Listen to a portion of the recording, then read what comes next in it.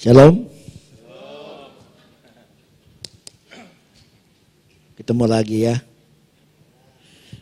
Aku terakhir tahun lalu bulan November. Dulu waktu piramid dibangun ya di Mesir, itu Raja Firaun yang membangun sudah merancang sedemikian rupa supaya itu nggak bisa ditembus oleh siapapun. Jadi waktu dia dikuburkan di dalam, dia membawa banyak harta, lalu termasuk semua orang-orang yang ikut membangun juga dikubur di dalam bersama-sama, nggak boleh keluar, karena yang membangun kan tahu rahasianya. Jadi harus ikut mati sama-sama di dalam. Tapi dia nggak ngerti bahwa dunia bertambah pintar lagi ya. Lalu beberapa puluh tahun yang lalu dengan teknologi zaman sekarang ternyata piramid itu bisa ditembus. Dan waktu itu masuk ke dalam begitu banyak harta di dalam, ada mumi di sana. Tapi yang sesuatu yang menarik adalah di sana juga banyak guci-guci, tempayan-tempayan yang di dalamnya berisi gandum. Karena mereka isi gandum dengan satu kepercayaan supaya nanti di alam yang lain Raja Firaun itu akan menjadikan gandum itu jadi benih supaya ditanam di alam yang lain untuk jadi makanan gitu dalam kepercayaan mereka. Ternyata sesudah 4.000 tahun berlangsung itu ditembus, dibuka, ternyata gandumnya masih di situ. Lalu waktu mereka ambil gandum itu, mencoba menanam gandum itu, apa yang terjadi? Ternyata gandum itu masih tumbuh. Jadi luar biasa ya, itu ciptaan Tuhan tuh digeletakin 4 juta tahun. 4.000 tahun. Coba keyboard ini diletakin 4.000 tahun.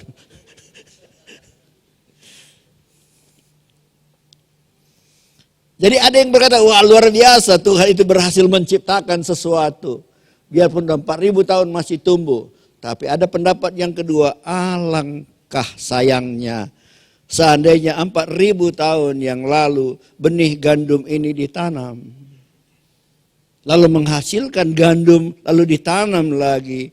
Menghasilkan lagi ditanam, sudah 4.000 tahun. Gandum itu sudah menghasilkan berapa banyak.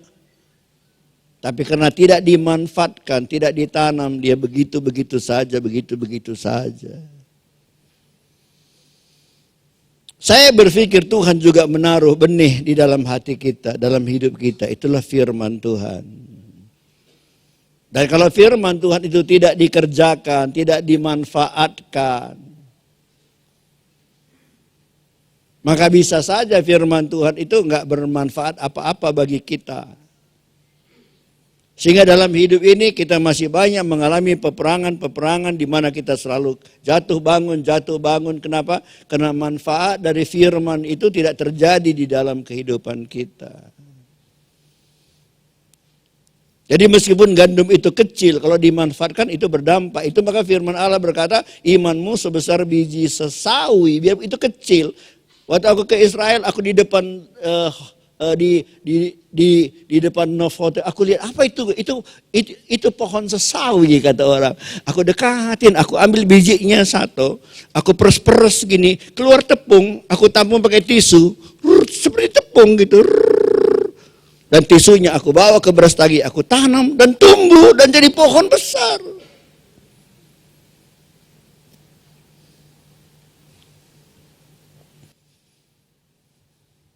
Kalau kita memiliki kepercayaan kepada firman Tuhan, lalu kita berjalan dalam prinsip-prinsip yang diajar oleh firman Tuhan, maka Tuhan akan mengerjakan perkara-perkara yang besar dalam hidup kita. Kalau polisi menembak penjahat, itu di tangannya kan ada pistol.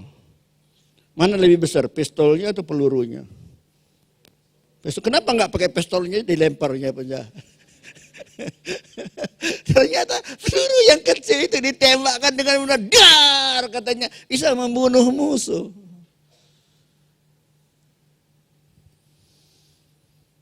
1 Samuel 17 ayat 45.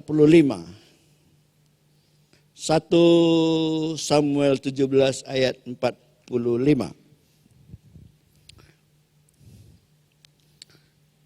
Intinya di sini kan seorang kecil yang berani bisa mengalahkan sepasukan orang yang takut. Daud berkata begini, tetapi Daud berkata pada orang Filistin itu, engkau mendatangi aku dengan pedang dan tombak dan lembing. Tetapi aku mendatangi engkau dengan nama Tuhan semesta alam. Allah segala barisan Israel yang kau tantang itu. Dia berkata kepada Goliat, engkau datang dengan pedang, tombak dan lembing. Tapi aku datang dalam nama Tuhan. Semua orang-orang yang lain pada waktu itu hidup dalam ketakutan. Raja Saul, ada panglima-panglimanya di situ. Abang-abang Daud, Eliab sama Abinadab. Mereka orang-orang yang hebat.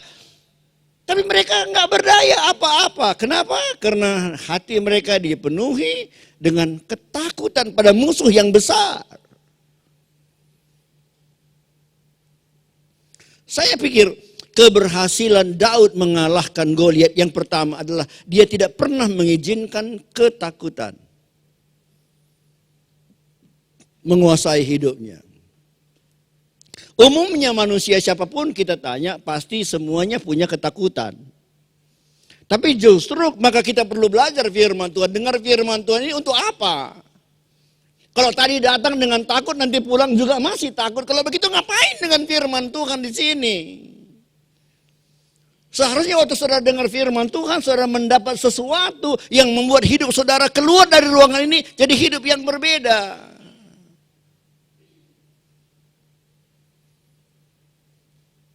Coba tanya sebelahnya, kalau nanti pulang dari sini kau tetap takut, ngapain kau kemari? Bilang.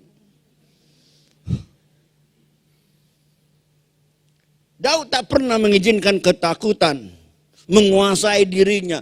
Ketakutan itu kan sama dengan iman. Cuman iman itu hal kepercayaan pada yang positif. Kalau ketakutan itu kepercayaan kepada hal yang negatif.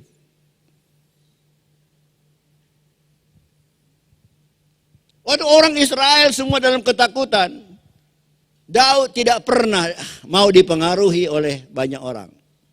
Biarpun di sekelilingnya banyak masalah, dia tidak mau dipengaruhi oleh itu.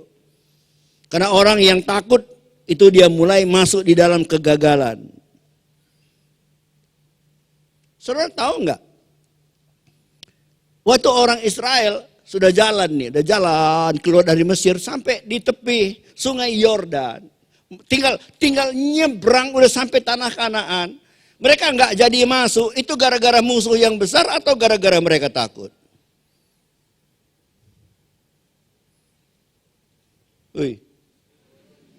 Gara-gara musuh besar atau gara-gara takut?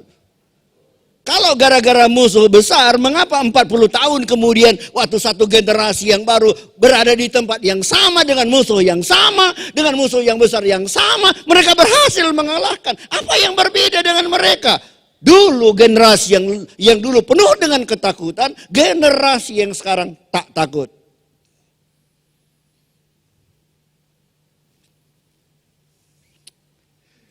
Dan saya kadang-kadang berpikir begini, ya Tuhan, kalau saya satu waktu menghadapi satu masalah gitu, ada ketakutan, ya Tuhan, kenapa aku takut?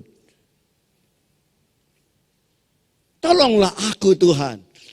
Bukankah aku punya Tuhan yang besar?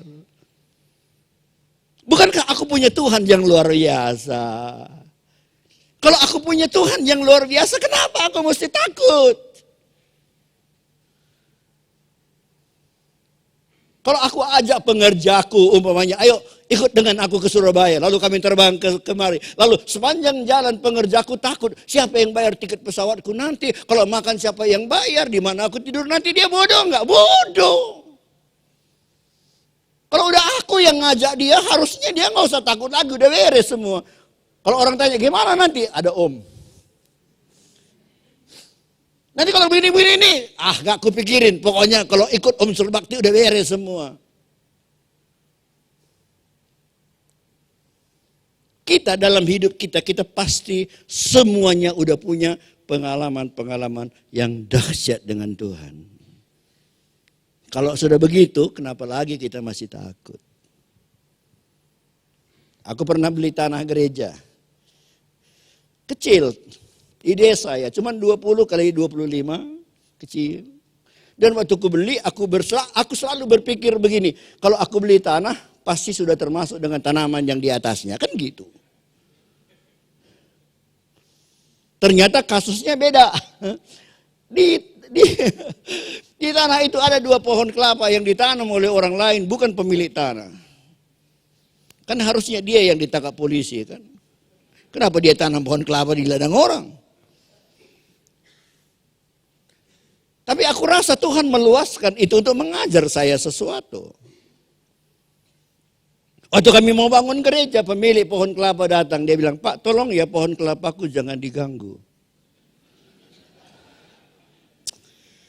Aku datangin dia, aku bilang, Pak tolonglah Pak, kami kan mau bangun rumah ibadah. Kami bayarlah pohon kelapa Bapak berapa harganya. Dia jawab, tidak jual.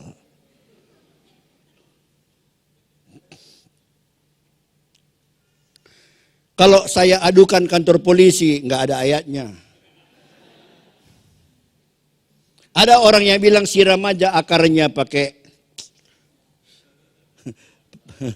air keras, kalau sana bilang minyak lampu katanya, solar, pasti mati. Tapi aku cari-cari ayatnya, minyak solar, nggak ada ayatnya. Yang ada ayatnya, adakah di antara kamu yang susah, hendaklah dia berdoa. Kami berdoa, kami menangis tiap malam, Tuhan tolonglah kami, Tuhan tolonglah kami. Satu malam jam 2 malam hujan deras.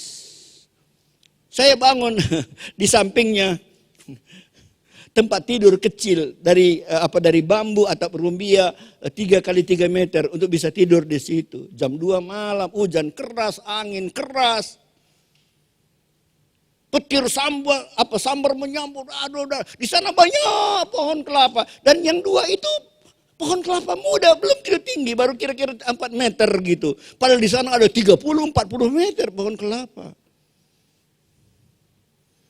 Jam 2, tengah malam, ada suara, dar gitu. Sampai aku kaget gitu. Tapi kena hujan gak bisa keluar. Pagi-pagi aku bangun, aku lihat, apa yang kemarin disambar oleh petir.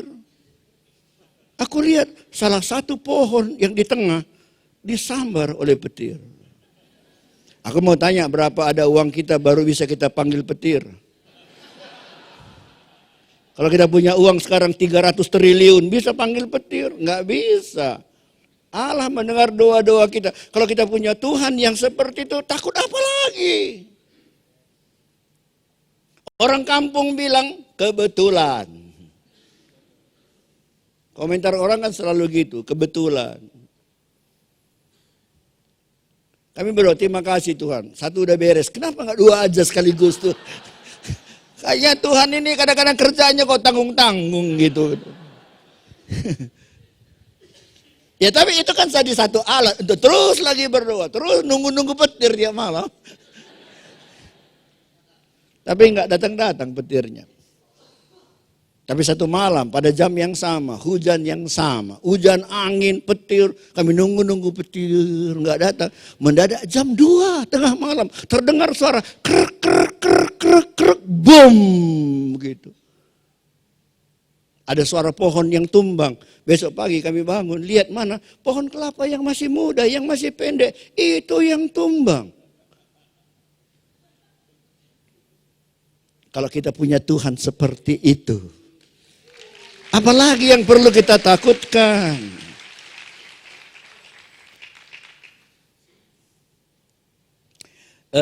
Satu hari jam 5 sore aku pulang ke rumah.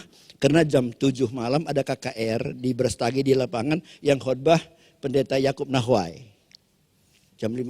Ada aku jalan. Aku lihat dia jalan juga dari sana gitu. Pak Yakub, ngapain Pak Yakub? Ini udah jam 5, ngapain? Di sini. Masih jalan di kaki 5, dia bilang, aduh Pak Surbakti, ada masalahku katanya. Apa masalah Pak Yakub? Saya bilang, Tadi pagi aku sampai Jakarta, aku cuma tukar cover. Aku bawa coverku ke Brastagi. Itu biasa disusun oleh pembantuku. Ada yang ketinggalan. Apa aku bilang? Manset katanya. Manset itu kan, kalau pria, kalau pendeta-pendeta yang sudah hebat-hebat lah, itu nggak ada kancingnya. Dua-dua lubang gitu. Kalau saya kan masih ada kancingnya ini. Masih pendeta kecil lah. Kalau udah pendeta besar nggak ada lagi kancingnya. Dua-dua lubang. Lalu yang jepitnya itu disebut manset. Itu yang ketinggalan. Saya bilang kalau itu mah gampang Pak Yakub. Gimana? Pakai peniti. Saya bilang. Ya janganlah. Aku udah cari di toko-toko nggak ada. Aku udah tanya pendeta-pendeta di mana nggak. Saya bilang jangan cari Pak Yakub. Di Brastagi, di Tanah Karu nggak ada pendeta yang punya, nggak ada toko yang jual seperti itu. Tapi kalau di Brastagi nggak masalah, gulung tangan aja gitu, nggak ada persoalan kok. Saya bilang janganlah. Sambil kami ngobrol di depan praktek dokternya keluar. Pastor Bakti ngapain? Ini aku lagi ngobrol sama Pak Yakub ini, ketinggalan manset. Apa? Manset. Ayo masuk ke tempat praktekku, kata ibu dokter itu. Kami duduk dia cerita 2 tahun yang lalu. Aku pulang dari Australia. Dan di airport, aku lihat ada manset. Aku kok merasa tertarik, padahal suamiku nggak ada bajunya yang perlu manset. Lalu pada waktu itu aku belilah manset itu. Aku bawa, kurasa masih di atas. Sama kotak-kotaknya. Tunggu ya aku cari. Dia naik ke atas. Dia turun dengan membawa manset. Dia kasih sama pendeta Yakub Nahwai. Aku berkata, ya Tuhan, betapa dahsyatnya Engkau ya Tuhan. Karena 2 tahun yang lalu, Tuhan dalam kemahatahuannya berpikir 2 tahun lagi nanti pasti pendeta Yakub Nahwai akan datang ke Brastagi. Dan pada waktu itu dia akan ketinggalan manset. Dan dia akan kebingungan dan tidak mau pakai peniti. Maka sekarang karena dia nanti akan ngobrol-ngobrol sama pendeta Surbati di depan praktek Dr. Lydia. Dan dokter itu sekarang ada di sini di Australia. Kugerakkanlah hati dokter ini untuk membeli manset itu. Dan dia beli manset itu. Dan 2 tahun kemudian